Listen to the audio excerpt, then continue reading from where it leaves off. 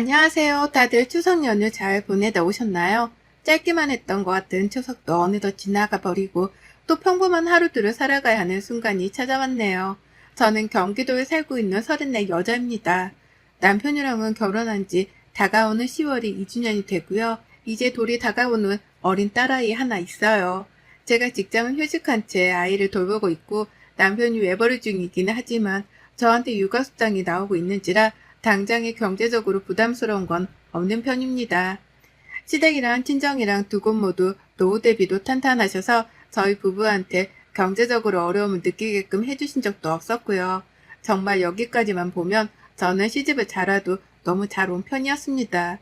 남편도 굳은 소리 안 하고 직장 다니며 따박따박 생활비를 보태고 있고 시댁에서는 돈 달란 소리를 안 하는 것만으로도 친구들은 시집 잘 간 거라고 입맞춰 장단을 맞춰주곤 했죠. 하지만 제 생각은 그와 정반대였습니다. 저보다도 시집 못 간 사람이 있으면 제발 나와보라고 소리치고 싶었던 순간이 한둘이 아니었어요. 그 정도로 저는 제 시댁으로부터 많은 스트레스를 받고 사는 중이었답니다. 저 시집 올 때 시어머니가 그러시더라고요. 당신한테 딸이 없는데 딸 자식이 생기는 것 같은 기분이 들어 너무 좋다고 말이죠. 그 말은 사실이었습니다. 정말로 저희 어머니께는 딸이 없었거든요. 저희 남편이 장남이고 밑으로 도련님만 둘이 있었어요. 아들 부잣집이란 말이 시댁 동네에서 괜히 나오지 않았을 정도로 집안에는 남자들밖에 없었습니다. 그 와중에 도련님들이 둘 다 결혼을 안 하고 연애만 왕창 즐기시며 여태 싱글로 살고 계셔서 이 집안에 들어온 여자 식구로는 제가 처음이었죠. 정말 처음에는 여자들끼리의 기싸움이 없겠다 싶어서 반가웠어요. 오히려 남자들만 있으니까 내가 뭐래도 며느리라고 형수님이라고 애보라 해주시겠거니 싶었습니다. 어머님이랑도 모녀지간처럼 정답게 지내며 그간 아들들 옆에서 굵은 목소리만 듣고 살았을 어머님께 딸처럼 살가운 목소리도 들려드리고자 했었네요. 하지만 제 뜻과는 상관없이 흘러갔어요. 어머님의 딸노릇 강요가 말이죠. 기분이 너무 좋다고 소녀처럼 웃으시길래 그런 어머님의 성격도 우는 얼굴마냥 서글서글하니 아름다울 줄로만 알았습니다. 머릿속으로 펼쳐가던 시모와의 정다운 관계가 있었는데 시어머니의 딸노릇 강요 덕분에 와장창 깨져버렸죠. 사실 저는 자식을 빨리 낳을 생각도 없었어요. 저 편하게 하고 싶은 일하고 남편이랑은 신혼 기분도 내면서 적당히 이 신혼기간을 즐기면서 살고 싶었답니다. 자식이 안 생기더라도 그게 팔자겠거니 하며 크게 신경 쓰고 살기 싫었어요. 자식이 없다고 해서 내 결혼이 실패한 건 절대 아니니까요. 하지만 가만히 있는 저희 부부 머리채를 다름 아닌 시어머님이 잡으시더라고요. 처음 한동안 저희 집을 내 집처럼 드나들던 어머님이셨습니다. 우리 딸이 신혼집을 얼마나 예쁘게 꾸며놨는지 엄마가 좀 보고 싶네. 라고 하면서 그놈의 딸딸거리는 소리를 멈추지 않은 채 집을 찾아오셨죠. 어디 액자라도 걸어놓으면 어디서 샀냐면서 여자친구 마냥 막 오두방정을 떠셨고 친정에서 받은 예쁜 식기라도 있으면 탐난다면서 만지고 쓸고 닦고 하면서 엄청난 관심을 보이던 어머님이셨습니다. 그래서 실제로 예쁘면 가져가셔도 돼요. 라며 제가 선심 쓰듯 건네준 물건도 한두 가지가 아니었죠. 처음에는 어머님이 정말 친구처럼 대해주고 젊은 사람 마냥 말을 가볍게 하시길래 그 모습 그대로도 좋았어요.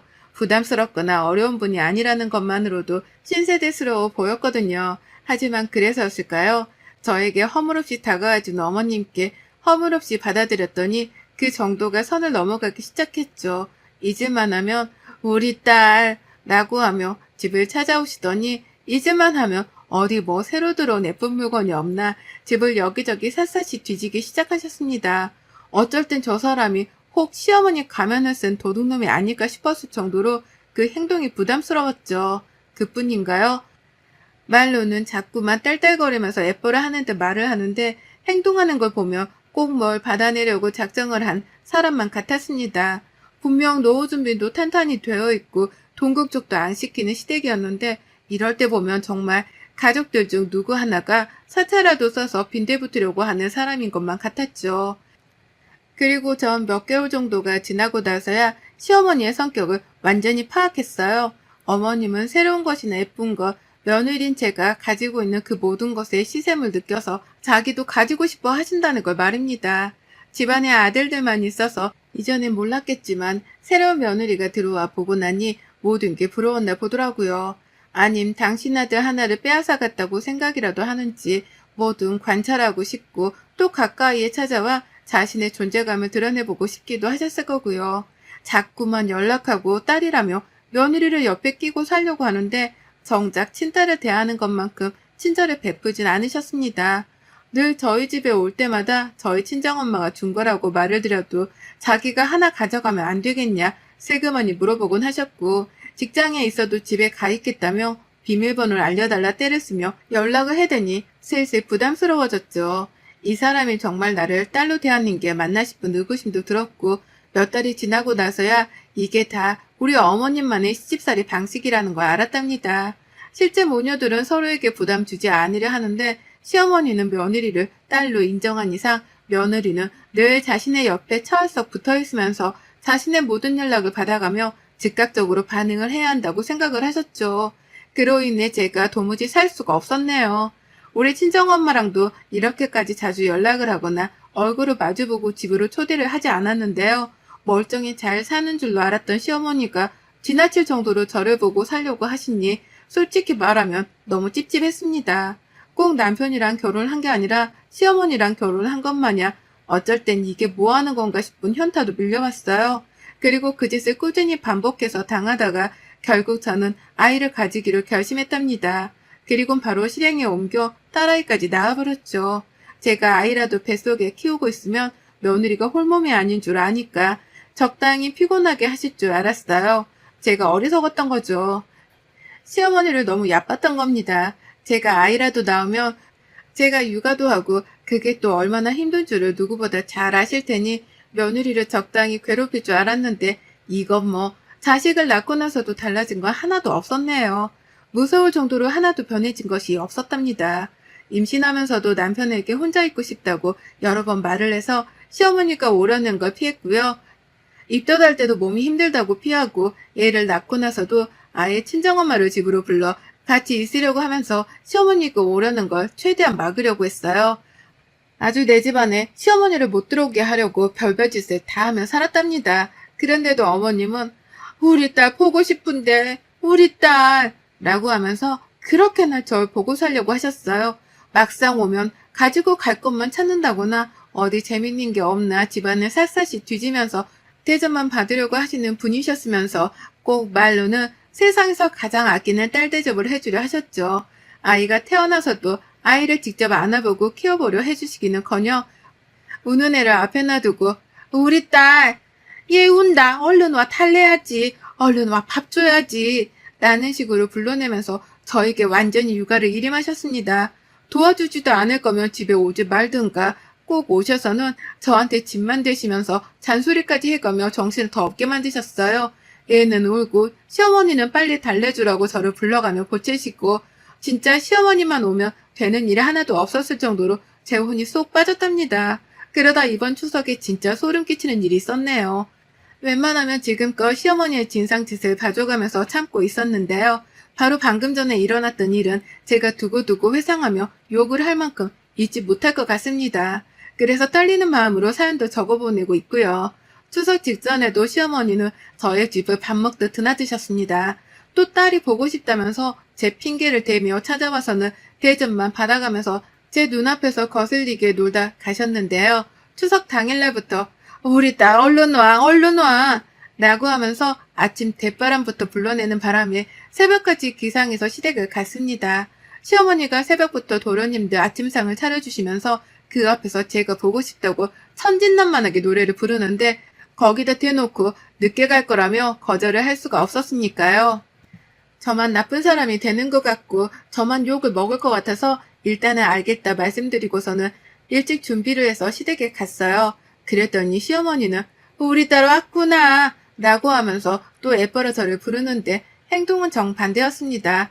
제사상을 준비해야 한다면서 그 아침부터 절 보자마자 쥐포구이 튀길 준비에 과일 손질까지 해야 할 거리들을 줄줄이 늘어놓으셨어요. 시댁에 가자마자 저는 엉덩이를 붙일 새도 없이 서 있었고요.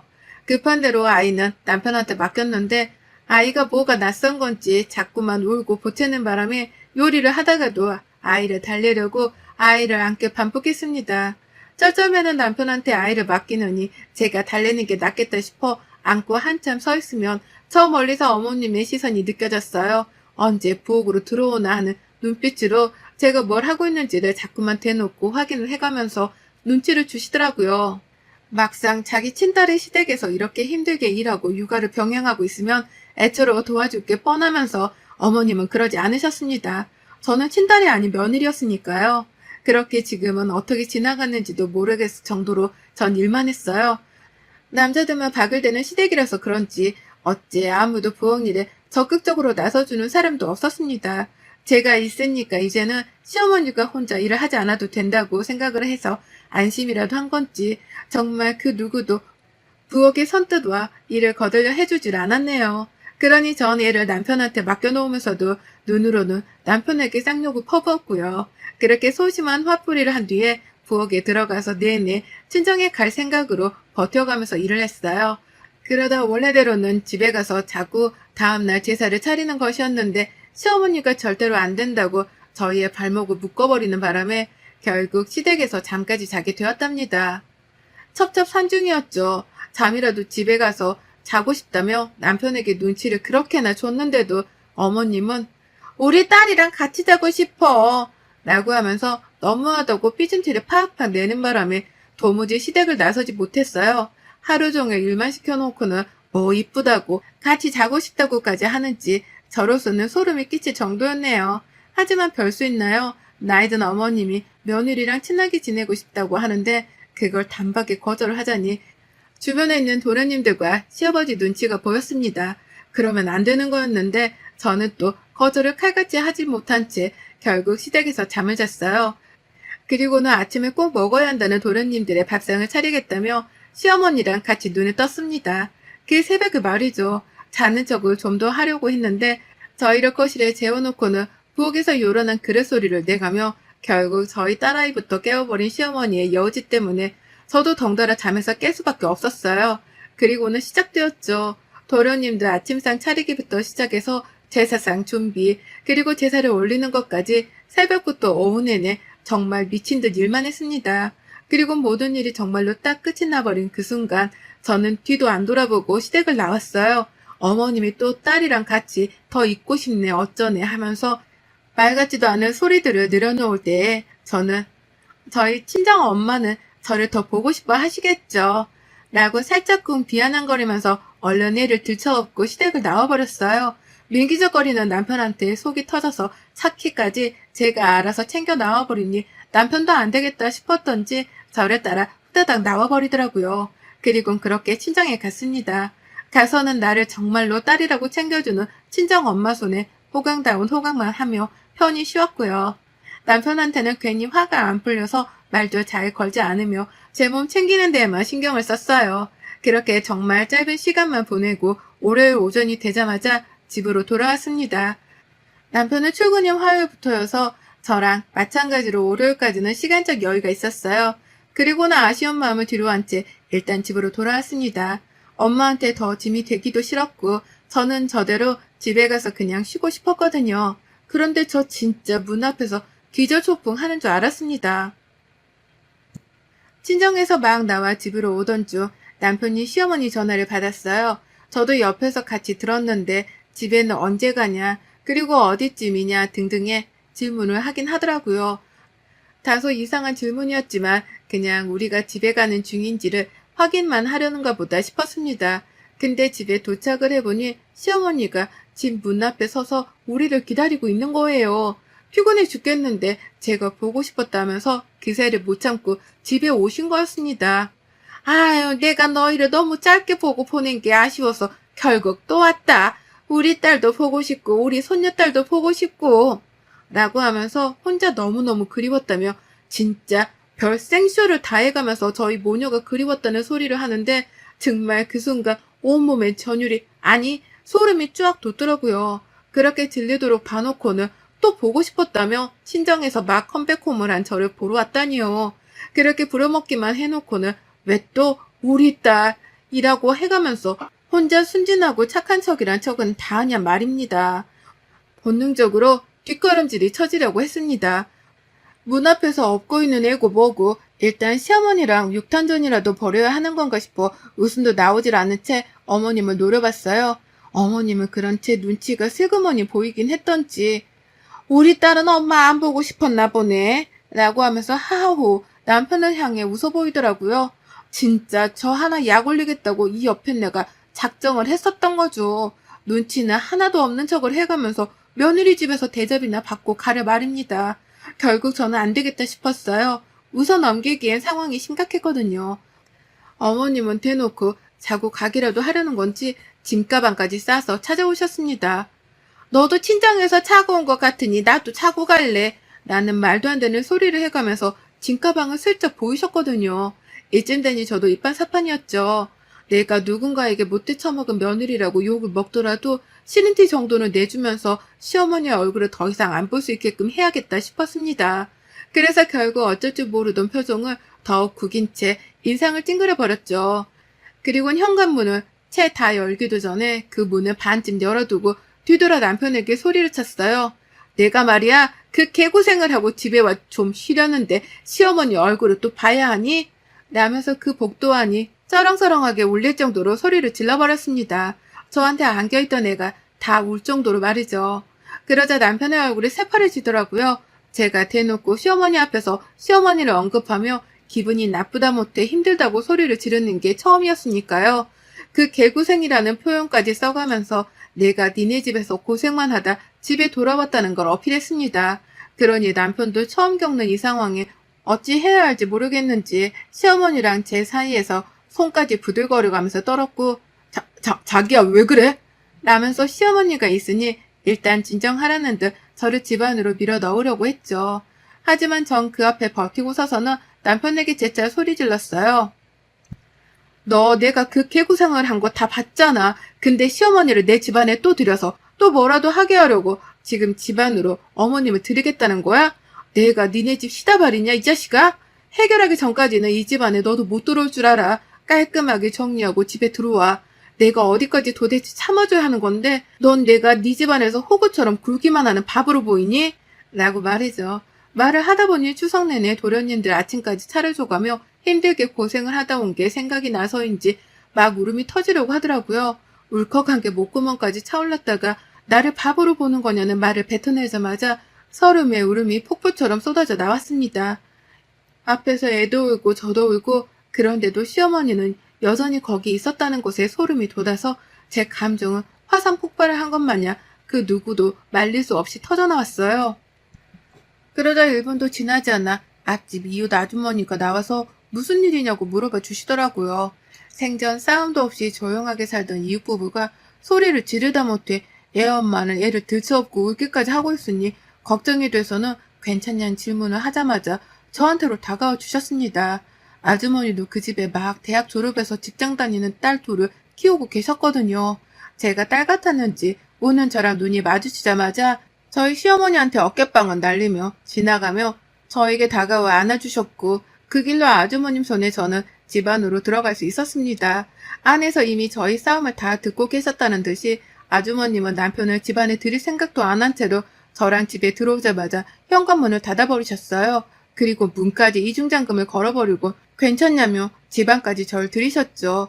막 추석이 끝난 시기라는 걸 알아서 그런지 아주머님은 명절 내내 힘들었나 보다며 절 토닥여 주시는데 정말 친정엄마가 옆에 와 계신 것 마냥 위로가 되고 힘이 나더라고요. 그래서 전 뭐에 홀린 것 마냥 애를 안고는 네, 너무 힘들었어요. 라면서 대성통곡을 하며 울어버렸답니다. 그 자리에서 이웃 아주머니의 위로를 받아가면서 한참을 울었어요. 밖에서 남편은 저 우는 소리라도 들은 건지 문을 열고 들어오려다가 못 들어오고는 그제서야 시어머니를 돌려보내려고 씨름을 하는 소리를 내왔고요. 그리고 결국 시어머니는 제가 울면서 소리를 지르는 꼴만 보고 찍소리도 못한 채 집으로 돌아가셨답니다. 남편이 결국 시어머니를 돌려보내는 바람에 저희 집안으로는 한 발자국도 들어오지 못하셨고요.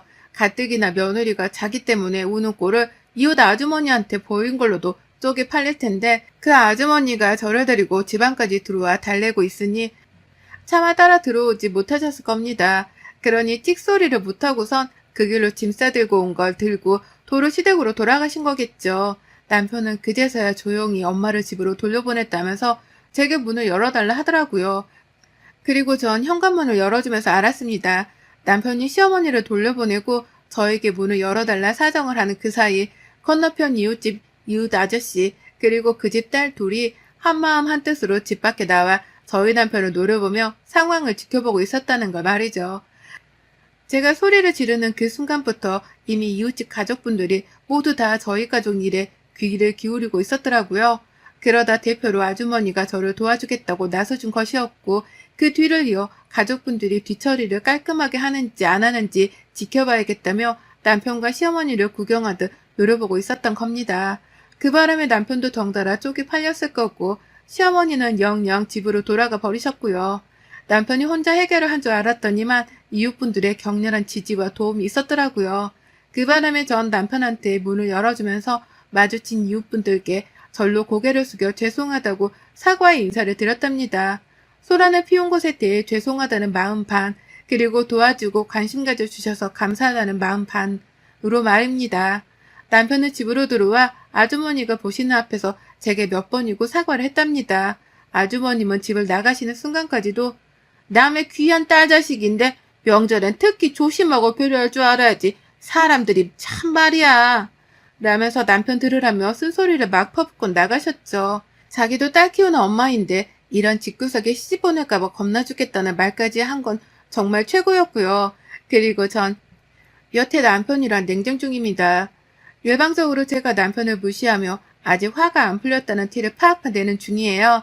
남편은 그런 제 눈치를 보면서 혹여나 밖에 사는 이웃 가족들이랑 마주치지는 않을지에 대해서까지 눈치를 보며 현관 열기를 귀신 보듯 하고 있답니다. 저 아무래도 당분간 이웃분들께 드릴 맛있는 반찬거리라도 준비해서 인사드리기 위해 찾아가 보려고요. 덕분에 시어머니도 그렇고 남편도 그렇고 눈칫밥을 된통 먹었으니까요. 이 자리를 빌어 시어머니랑 남편을 제잘 씹음과 동시에 이웃 가족분들께도 새삼 감사하단 말씀을 드려봅니다. 덕분에 저 너무 든든했어요. 여러분의 생각은 댓글로 남겨주세요. 오늘도 시청해주셔서 정말 감사합니다.